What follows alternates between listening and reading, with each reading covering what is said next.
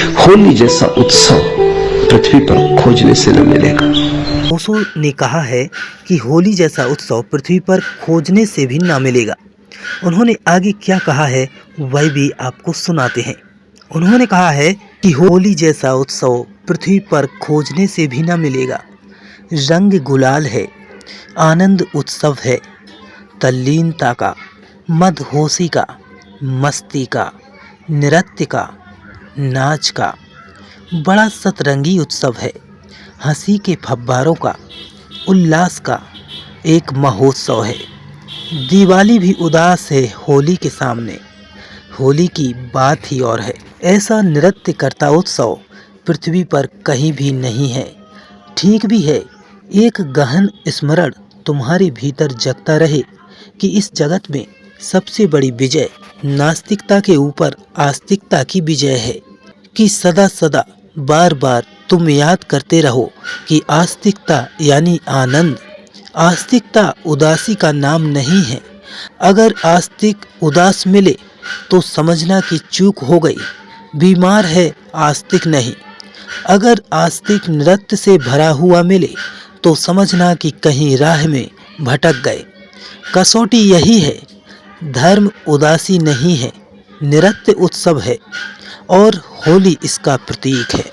इस दिन ना पर हाँ की विजय हुई, इस दिन विध्वंस पर सृजन जीता, इस दिन अतीत पर वर्तमान विजयी हुआ, इस दिन शक्तिशाली दिखाई पड़ने वाले पर निर्बल सा दिखाई पड़ने वाला बालक जीत गया।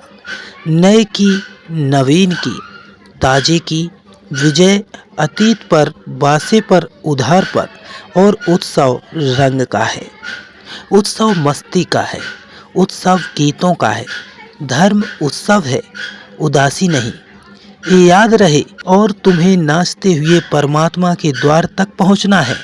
अगर रो भी तो खुशी में रोना, और अगर आंसू भी बहाओ तो अहोभाव में बहाना।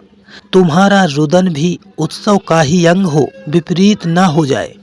थके मादे लंबे चेहरे लिए उदास मुर्दों की तरह तुम परमात्मा को ना समझ पाओगे, क्योंकि ये परमात्मा का ढंग ही नहीं है।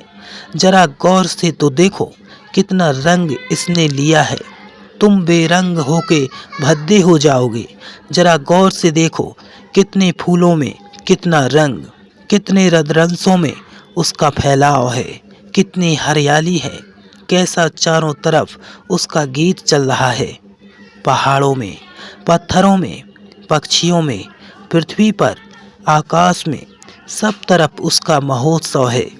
इसे अगर तुम गौर से देखोगे तो तुम पाओगे ऐसे ही हो जाना उसके मिलने का रास्ता है।